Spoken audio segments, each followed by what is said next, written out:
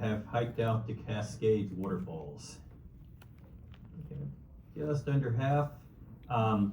Just dawned on me yesterday, as cold as it is, but first of all, waterfalls, if you haven't hiked much, I mean, there's two things that make a waterfall majestic: the height and the volume of water coming over it. Okay, Cascades has both. It just dawned on me yesterday, as cold as it's been, the pond will be completely frozen over, as will be the waterfall. And you want to talk about something cool, it's walking out there and touching a 66-foot high waterfall that's frozen. Okay, so if you got time and want to do it, it's not a bad hike even in the wind, because you're in a gorge. I've got old pictures on Facebook where I was wearing shorts out when it was frozen over. I mean, it's not that bad of a hike in spite of the temperatures, but it is a kind of a neat thing that only happens every few years. All right, my public announcement, I guess that was. Let's go ahead and get started here on histology. All right, today we're working on muscle tissue. And, epithelial tissues were easy to define. They line surfaces. Connective tissues, functionally, were harder to define, but we can say they're all derived from mesenchyme. All right, but in terms of muscle tissues, they're pretty easy to define. They produce movement by way of contraction. We look at the muscle cells, they get shorter, they contract. I imagine Dr. Millard, when he's taught you in terms of muscles as an organ, they only pull, they don't push, right? So the whole idea of pulling is muscle cells are going to get shorter. That's what we're going to see, and by doing so, they produce movement. Now, some of the components here and some of the terminologies that we use, I just used it a couple of times here that is not the typical terminology. We don't talk about muscle cells, we talk about muscle fibers, okay? So muscle fibers equals muscle cells. This is another one of those things, if I could be the king of histology, I'd get rid of that term, simply because we talked about fibers and connective tissues and they're true thread-like fibers, correct? We talk about muscle fibers or muscle cells, we talk about nerve fibers, we're talking about axons. And so we use the term fibers to mean three different things depending on what tissue we're talking about. It can get a little confusing. You got to stop and think, oh, muscle fibers, no, I'm not talking about collagen fibers in between the cells, I'm talking about muscle cells, okay? And so that's part of the terminology that we will be using, and we'll use some other specialized terminology in there as well. The next general characteristic that I've got here in the notes is the fact that muscle tissue is highly vascularized. Now take a step back and think, yeah, that makes sense, because I know when I'm using muscles, when I'm exercising, using ATP, which means I need a lot of blood flow, correct? Sorry, my voice is going to be an issue when I'm using it all day with these Zoom appointments with you guys. It's hurting right now. I guess I can make application. Voice is muscle. Controlling muscle, I haven't worked out these muscles that much over the break. When you use them excessively, just like any muscles, they get tired. Okay, we're going to have a rich blood supply, and that's shown in both of these images. Now, this bottom one is not a true section like we talked about. It's a very thin piece of tissue, not necessarily a section, but they injected a dye into the vasculature, and then it's a spread that they glue down to the microscope slide. A little bit different section, don't worry about it. But basically, you can see the nuclei of muscle fibers in here, and you can see all the vascularization, highly vascularized. This one I think is even a little bit better though. Basically what they have is an antibody, and they're using an enzyme here with it to show blood vessels. Any of the brown you see in here and little brown circles, those are capillaries, okay? Each of these, I don't know what color to call it, slightly gray little islands you see in here, with a little bit of white between them, each of those is a muscle fiber coming out of the screen at you. And I've got some other slides we can look at. We've got one for heart tissue where the fibers are going to be red instead of this kind of grayish color, but they'll stand out better. But basically each muscle fiber is touching a blood vessel. Okay, that's what they're trying to show here. I've got some better that I can show you in lab where they haven't necessarily stained the blood vessel like they have here, but we can still see it. The other thing to talk about here is the fact that the white in between the islands right there, in that top figure, that is connective tissue, and the muscle is richly endowed with collagenous connective tissue. Okay, And so we're going to see that. We're going to name layers of it and so on a little bit later here. We talk about the types of muscle. There are 3 types. Okay, there's first of all skeletal muscle to the left. Skeletal muscle is what makes up your biceps, triceps, deltoid, and so on. There's a few places where it may make up, a skeletal muscle is an organ. There's a few places like the diaphragm will be skeletal muscle, even though we might not think of it. It's not bringing movement on the skeleton. The other places where we have skeletal muscle, you might not expect it, that we'll hit upon as we go through the course.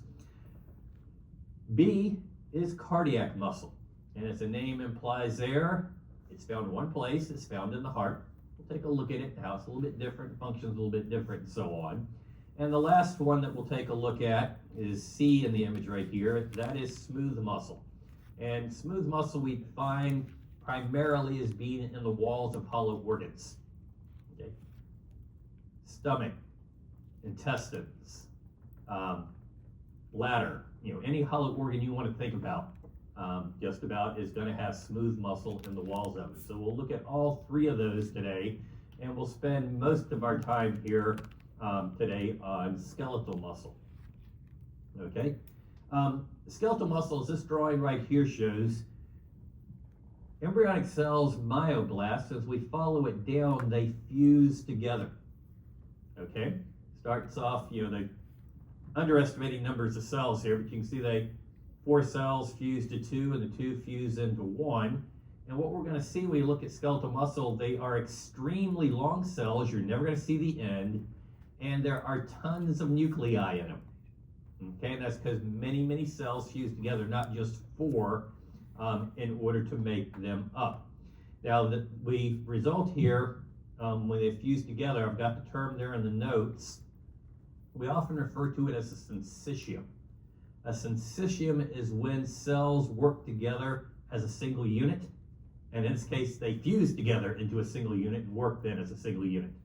Okay, and so you'll see that word used there. I've just used it to describe it. Syncytium that may contain several hundred nuclei. Okay, now it's also showing in this diagram that yellowish colored satellite cell. Hold on to that. I'll refer back to it here in a little bit. Not that important, just questions I'll often get from students or comments I've gotten from students in the past when they know a little bit about the idea of that satellite cell being there. Now, this is what it looks like in a drawing. Here's what it looks like underneath the microscope from early, a little bit later, to finished product right here. If you look, you've got a lot of myoblasts in here, and you kind of get the idea they're starting to fuse. You kind of get the idea there's something going on horizontally here, can't you? You get this stage right here. Don't write this down. You have to know it. They call it the muscle tube stage. Kind of looks like tubes going across here a little bit, doesn't it? And then this is what we'll be looking at here. I say the adult stage, born with it this way, so it's not just the adult, but the mature, the finished stage here of muscle development. Now, when we look at the muscle fibers here, first of all, they're elongated. You can see many nuclei associated with them. I'm going to get to the next image right here. When we look at here, they're the nuclei. They're not just, normally when you think of a cell, how do you draw a cell? You're going to put a nucleus right in the middle of that cell, right? In this case, the nuclei are pushed just underneath the cell membrane. Now, the word that we have, the Latin word that we use for muscle is sarco. And an old term not used so much anymore for a cell membrane is a plasmalemma. And so a cell membrane in a muscle fiber is often referred to as a sarcolemma. Okay? And so the nuclei, if we take a look at them there, are just underneath. It shows very well right here, right above my pointer. They're pushed out to the edge of that. This would be one of the slides I was talking about earlier here. Each of these little islands is a muscle fiber coming out of the screen at you. And you're not going to see them called islands anywhere else. That's my terminology. All right. But each of these islands, and where, if you look at each of these islands, where is the nucleus on the island? It's right on the beach, isn't it? Okay, it's right on the beach, and it's not taking up that much of the beach. The island's big enough, okay? That's important when we look at cardiac muscle. It's important when we look at smooth muscle in cross-section. It's going to be different, okay? large islands compared to the size of the nucleus. Nucleus is always on the beach, okay? That is skeletal muscle in cross section. Now, why is it pushed just underneath the plasmalemma or the sarcolemma? Why is it always right there on the beach? Well, it turns out what's filling up the skeletal muscle fibers are myofilaments known as actin and myosin. You've talked about these in physiology, okay? Myosin is a thick filament, actin is a thin. Told you I don't do artwork, but if I can manipulate PowerPoint, I can make things. Fat M, skinny A. Thick filament's myosin, thin filament is actin. And it turns out they're arranged and not only packed full inside that muscle fiber so that it pushes the nucleus towards the periphery, but they're arranged in a very specific way, and that's what is being shown right here. Okay, the very dark that are tracing over here, the real dark, thicker green, that's the myosin, thick fibers. You can see they're all arranged parallel to each other. There's proteins that keep them parallel, but they're all parallel. And then the thinner green lines here are the actin. Okay? Now, how this works, you've talked about it already, is this represents thick and this represents thin. They overlap. You can see they're overlapping up there. But what happens through that calcium-mediated that you've talked about with troponin and tropomyosin and all that? They slide across each other, don't they? As they slide across each other, what's happening to my elbows? They're getting closer, aren't they? They are contracting, so to speak, the locations of the elbows. And so as the thick and the thin myofilaments slide across each other here, that makes the muscle fiber get shorter. Okay? Now, the fact that we have regions here that have thick, regions that have thin, it makes it stain different. We can't see these. These are far, far, far too thin for us to see individually, even with an electron microscope. But what happens here is we've got a region here that is more densely packed with fibers, where you have the thick fibers, than the region here that only has the thin myofilaments, correct? And so what happens when we stain, this region here is going to stain dark. This region here is going to stain light. And if you look, it goes light, dark, light, dark, light, dark, etc., which is what we see going across this high power magnification with toluidine blue stained muscle fiber. Yeah, if you take a look, you don't have to know, I mean, realize histologists or anatomists, they've got to name everything, right? Okay, you know, they name the M line, which is the protein that hold the thick filaments, the Z line that hold the thin filaments. They'll say the H band only has thick filaments, whereas the A band can have thick and thin overlap. You know, I mean, you look all that, you don't have to know all that, okay? I just want to point out this Z line right here in the middle that organizes and keeps parallel these actin filaments. You can even see that a little bit, can't you? In the middle of the white striation here, don't call them stripes, striations, okay? You can see a line right in the middle there, can't you? That's that Z line, okay? You don't have to know that, but it is illustrating that's what you're looking at. You can see it as well on the electron microscope. Look at it here. I'm not going to go over that per se. But basically, what produces the striations inside a skeletal muscle fiber?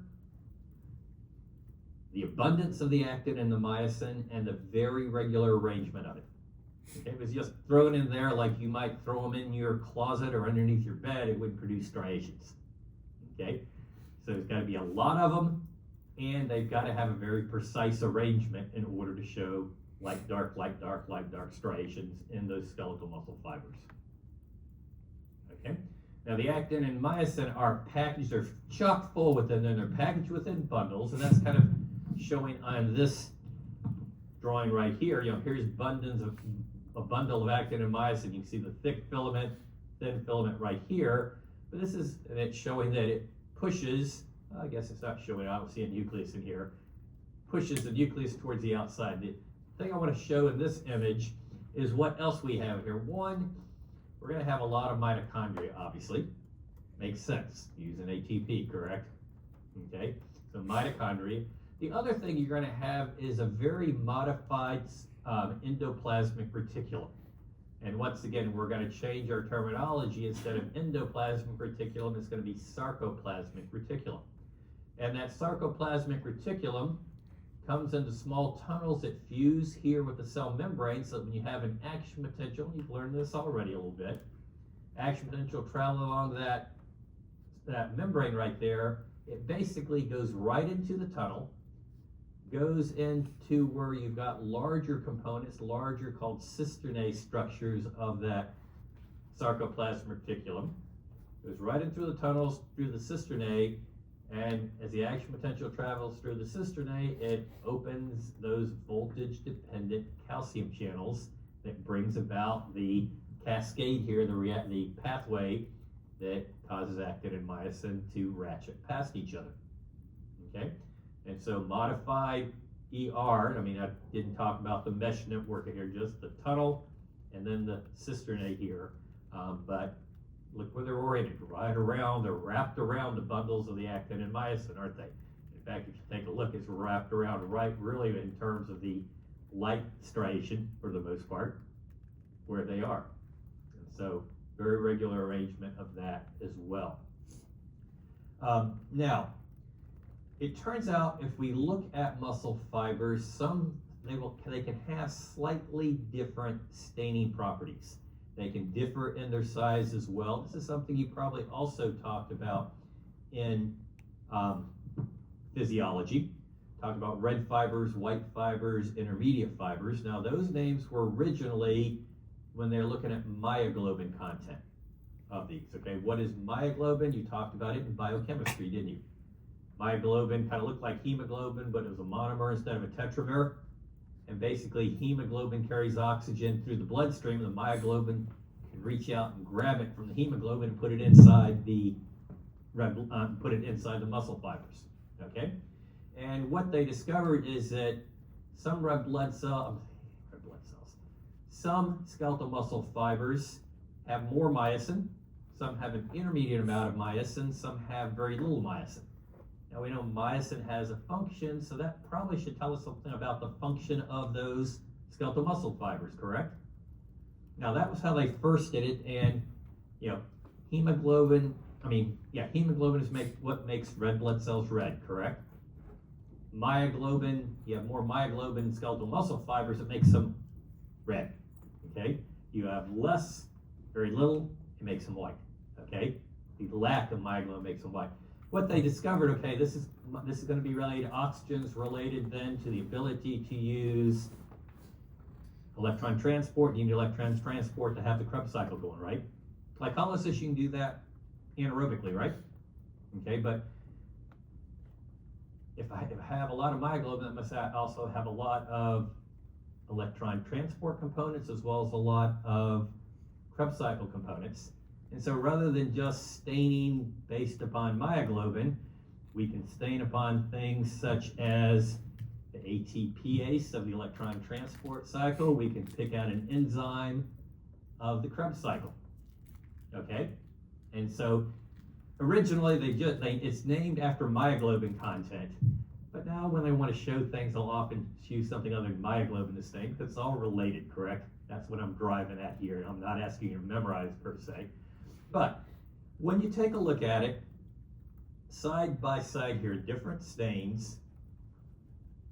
There's different sizes here of this skeletal muscle fiber and cross section. This one's much smaller, but they're also staining differently, aren't they? Staining differently here. Some staining dark, some barely picking up stain. Here we can see individual islands and we pick up different stains. This is the one I like the best right here in terms of what we're talking about. All right. When we look at these right here, there are what we call red, white, and intermediate fibers, okay? And the red fibers are the aerobic fibers. They use more oxygen, use more air, is what aerobic would mean, okay? They tend to be smaller, okay? But they've got a lot more myoglobin to them, that makes them red. They've got a lot more of the succinate dehydrogenase. They've got more of the ATPase as well. anything related, they're going to have more of that when we're staining them. If they have more ability to make ATP, let's put it that way, all of that, more myoglobin, more dehydrogenase, more ATPase, all that means I can make more ATP. That would mean they can have more sustained contractions, doesn't it? They don't have to work in short bursts and get tired, okay? And so these have the ability to have more sustained contractions there, to keep contracting over and over again, more likely to keep that contraction maintained more strongly there. For reasons I won't go into, they have a slower twitch. You guys taught twitch in physiology? Twitch is how fast can it contract?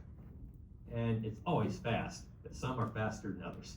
And so this is a slower one, it's a slow twitch. So smaller fibers, slower twitch, but can sustain contraction. You have the white fibers, and white is due to the absence of myoglobin, okay, or the relative absence of whatever we're looking at from the electron transport chain or Krebs cycle as well there. They tend to be larger. Larger because they have less myoglobin, less electron transport chain, less Krebs cycle machinery inside there. They have less blood supply because they don't have as much ATP or ability to generate ATP. They can't sustain contractions nearly as long, but they are fast twitch, okay? And then there are fibers that are in between, we call them intermediate.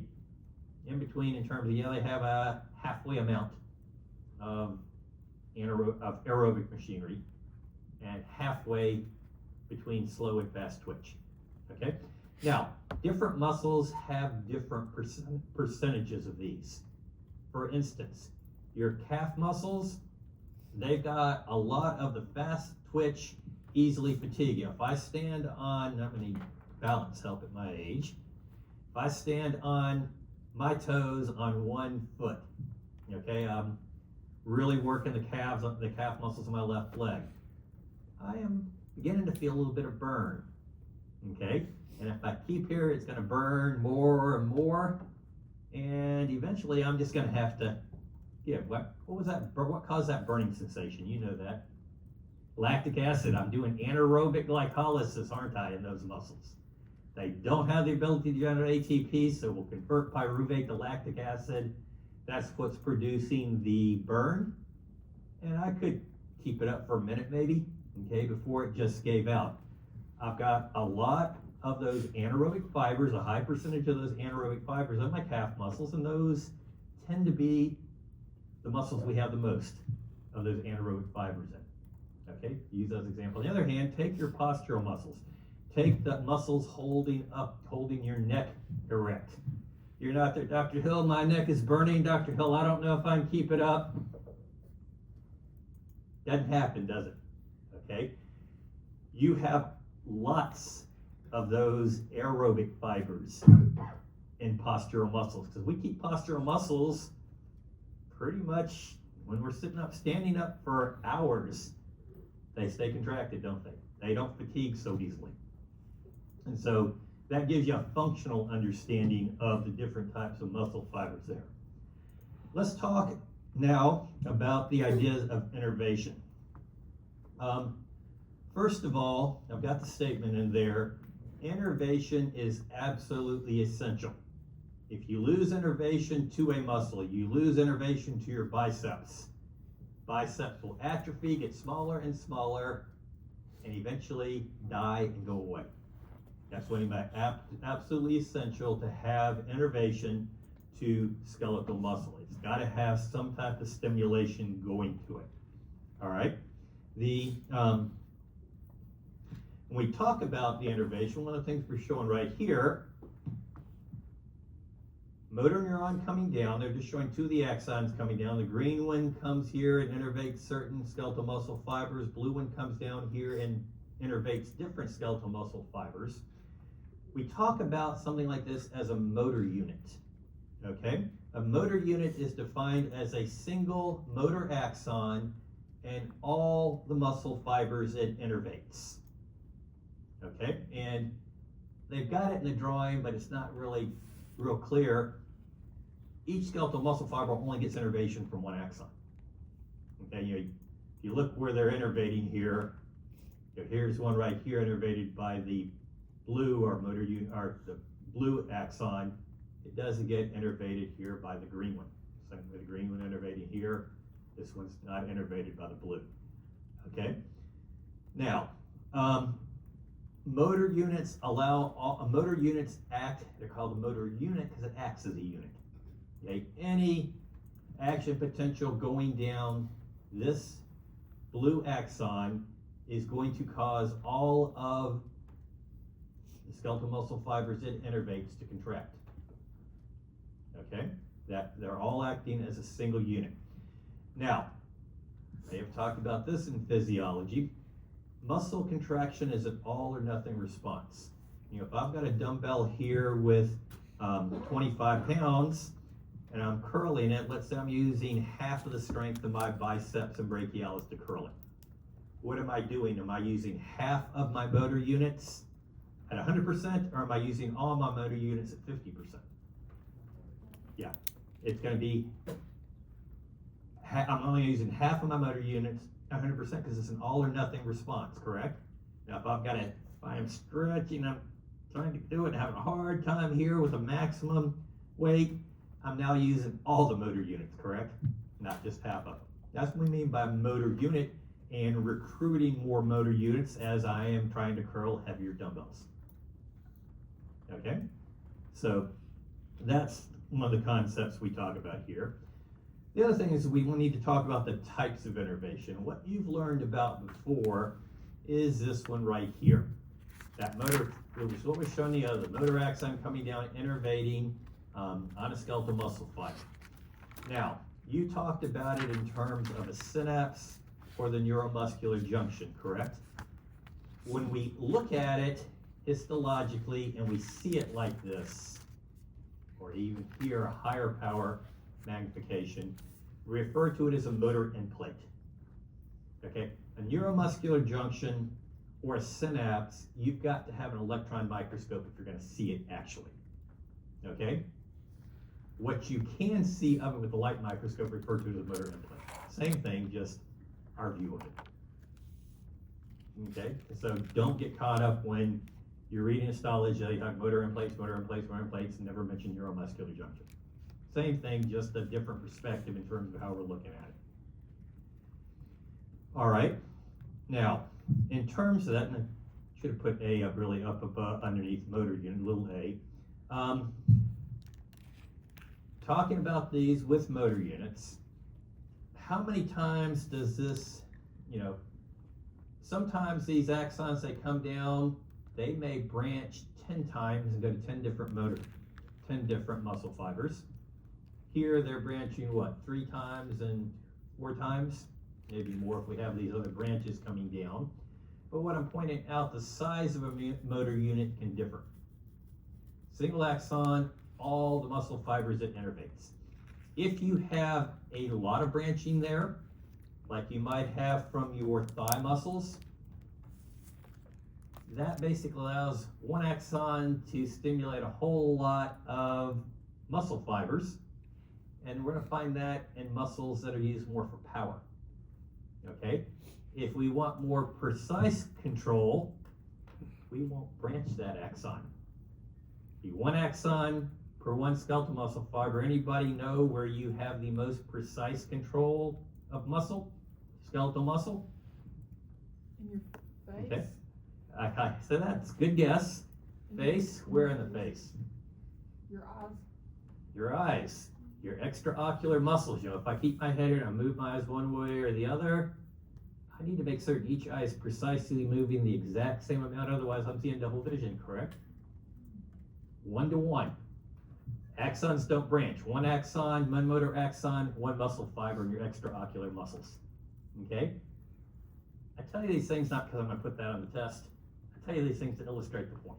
Okay? It makes sense, doesn't it? I wouldn't want 1 to 1. That's a whole lot of waste of a lot of different axons in my thighs. I don't need fine, delicate control of thigh muscles. We walk just fine without it, don't we? Okay?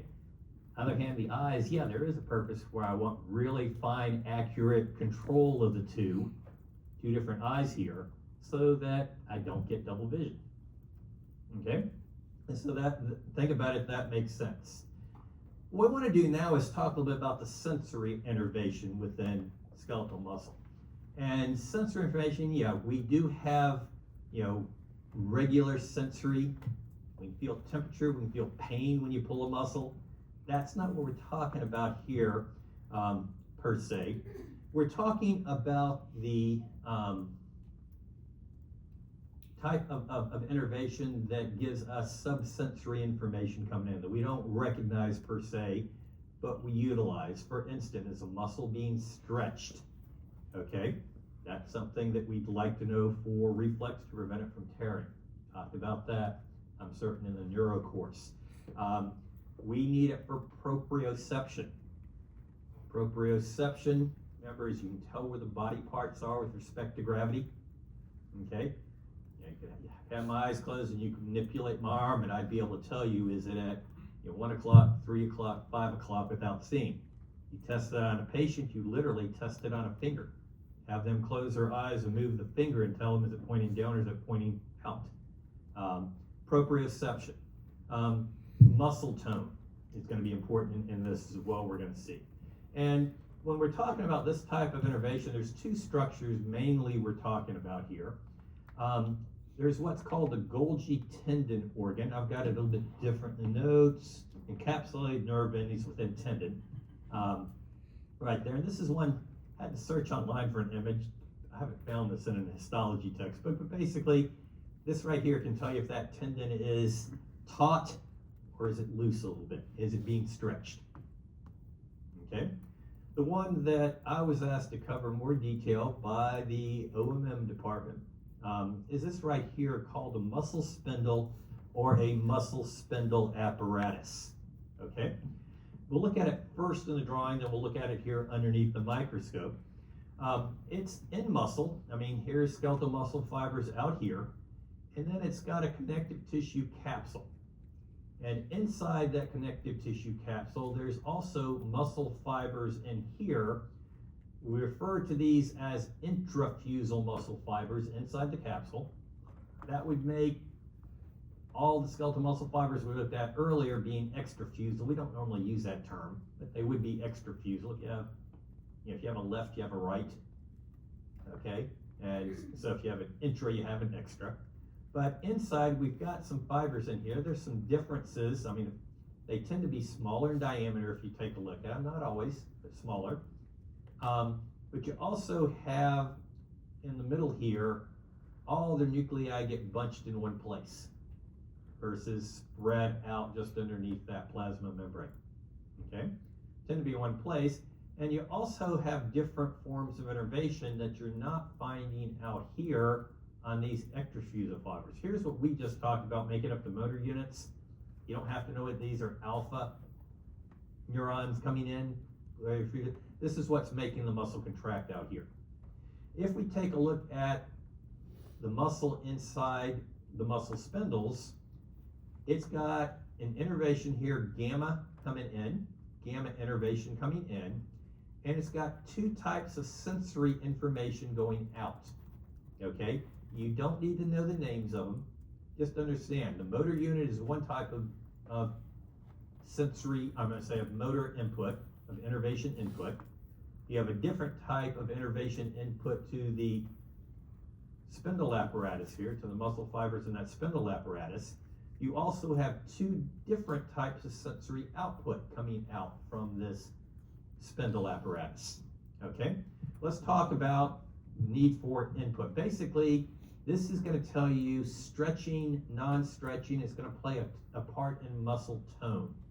What is muscle tone? Anybody? It's a contraction, okay. Yeah, beyond that. Okay, baseline tension, I like that. A partial state of contraction even when the muscle is at rest. Grandma lifts up her arm and it hangs down here. That's not fat hanging down here. That's her triceps. It should be up here. She lacks the muscle tone. Okay? Decreases with age. it increases when we work out. You take someone that's a runner and just started running, you know, you touch their thigh and boy, it's hard, quit contracting. I'm not contracting it, it's just increased the muscle tone, right? But we keep a certain level of muscle tone. Going to be very important in certain neurological disorders. Tend to get too much muscle tone a lot of times there. But we have to have a way of maintaining that, of recognizing, do I need more tone, do I need less tone? That's one of the things that the muscle spindle apparatus tells us about. Basically, it's going to detect the tautness on those intramucosal fibers. Well, let me use this as an example. You know, I can feel in my fingers how much tension I'm trying to stretch there. If I've got it like this, or I've got a lot of gap in here, I don't feel any tension until I get it tight and then pull on it a little bit, correct? And so I want these intrafusal fibers to be kind of tight so that any stretch I can feel it in my fingers there. And feeling it is the impulses going back out in terms of the two sensory right here.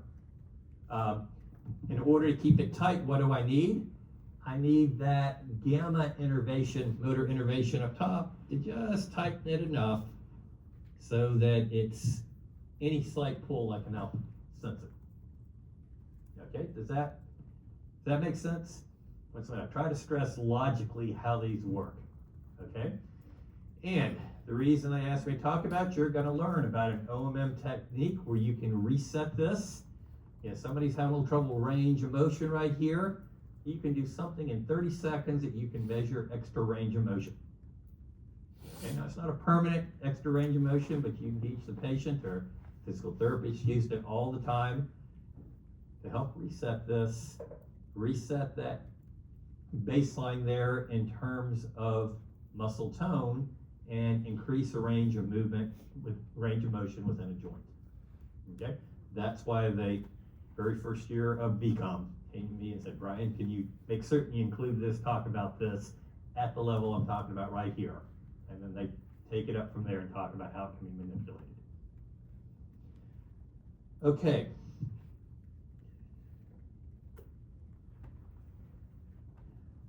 Now, number 4 in the notes. Skeletal muscle fibers are highly specialized cells, aren't they? Think about it. We fused a bunch of them together so we can work as a syncytium. Beyond fusing them together, we chock them full of actin and myosin. We have specialized sarcoplasmic reticulum. We have other specialized cells. Our rule talked about it with epithelial tissue. We said it works for other tissues as well. More specialized something is, the less likely it's going to be able to divide. We need a stem cell, correct?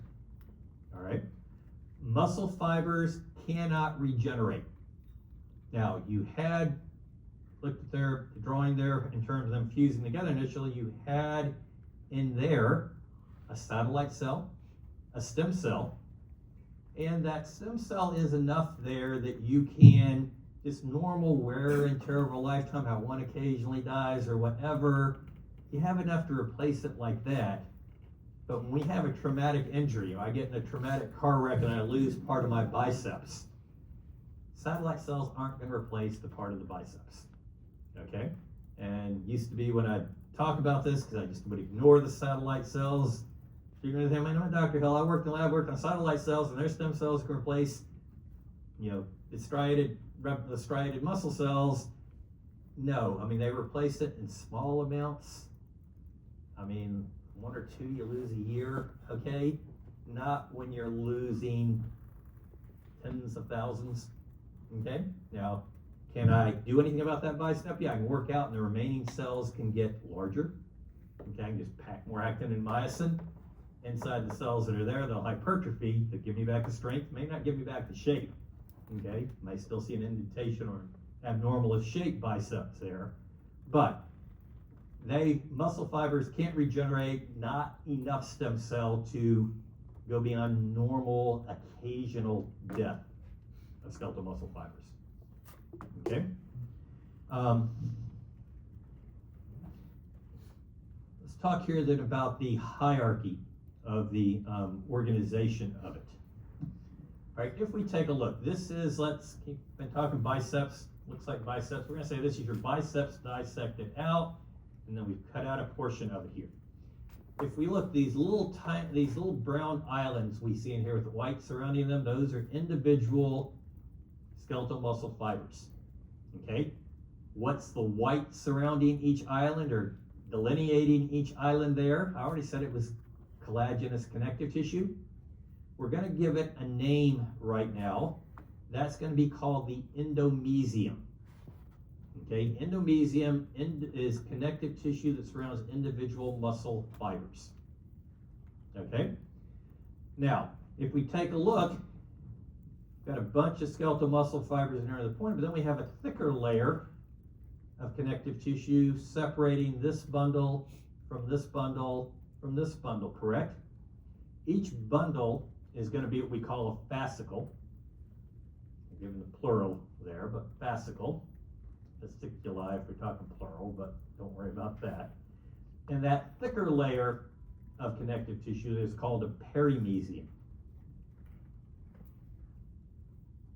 Now the entire biceps is made up of hundreds of fascicles, all bound together by another connective tissue layer here called the epimysium. So if we talk about the layers of connective tissue, the hierarchy of connective tissue, endo, peri, epi. We're going to do the same thing when we get to nervous tissue, except for other mesium being neurium. Okay? And so that's the hierarchy there by which we name it. And I've got it in the notes here. This epimysium, as you can see, the muscle's getting thinner and thinner, and eventually it's going to stop, and the epimysium will continue as the tendon. Okay, the tendon is just an extension of the epimysium when there's no longer any muscle. All right, last thing to talk about here with skeletal muscle. Not the last, I forgot. Okay, here's looking at underneath the microscope. Okay, each of these little red islands is a skeletal muscle fiber, and if you look at the nuclei, they're always on the beach, right? Okay, if we look at the white in between there, that must be an endomysium. And then when I make a bundle of them by thicker white layers, that would be a fascicle, and this thicker white layer here is going to be a perimysium. And then if I can see the outside of the muscle, which I don't always see, but they showed it to me here, the outside, this must be an epimysium on the outside binding all of the fascicles together. Okay. Last thing to talk about a little bit in the video that you watched while I was gone, tendon. Tendon connects muscle to bone, okay? And it is a dense, regular connective tissue. When you look at it like this, the pink you're seeing up here, 98% of it is collagen. In this case, the collagen fibers are very large diameter, and they're packed so tightly, the nuclei you're seeing are nuclei of the fibroblasts that make the collagen, but the nuclei, the fibroblasts are basically lined up in between large rows of collagen, and so when you look at it here, you kind of get the impression, here's 1, 2, maybe 3 nuclei in a row, 2 nuclei lined up in rows. You can do longer rows depending on the tendon, but they tend to look like, you can get the idea that I've got a large bundle of collagen fiber, and nuclei are lined up along the edges between it and the next one. There's some tendons where they're not packed so tightly, and that shows up even a little bit better. Okay, we'll look at that, and I've got the mock practical before the exam giving you examples. You're going to have to tell this apart from ligament, and you're going to have to tell it apart from smooth muscle. Okay, and we'll talk about how you tell those apart as we go through them here. All right, tendon, minimum vascularization. You don't see blood vessels going through there. Occasionally you see one, but not very much, and that's why they're slow to heal. Not a lot of ATP and building blocks of these fibroblasts to make more collagen fibers when their tendon is damaged. Does occur, but very slowly. And a lot of times in tendons, you probably have talked about this in anatomy, you'll often have a tendinous sheath surrounding them. What I've got right here, this is a tendon. All the pink you're seeing in here will be collagen fibers, but then it's got a fiber sheath on each side of it right here, and we're going to lubricate that fiber sheath with synovial fluid. And we have a fiber sheath around tendon, typically where that tendon is going across a joint. Almost all tendons go across a joint, where there's friction against that tendon when that joint is being used. You've got it Triceps tendons as they go on the posterior side of the elbow. Okay, got it. Where you may have talked about it is the biceps tendon. One of the biceps tendons that comes through up here, the humerus. It's going through a tendon sheath. So as I'm doing this, I'm rubbing against the sheath, not the tendon. The tendon isn't being bound because it's sliding inside that slippery inside of that sheath. Okay? And so a lot of times they'll talk about the tendon and sheath that's there, and certain places where medically we have more issues with them than others, that's the main ones you're going to learn in anatomy. Okay? If it's one of these things we never have issue with it, they may not mention it. Okay? I'm looking at the clock. I'm at a good stopping point. I'm not quite at 50 minutes. Let me go ahead and stop right there. We'll finish up cardiac muscle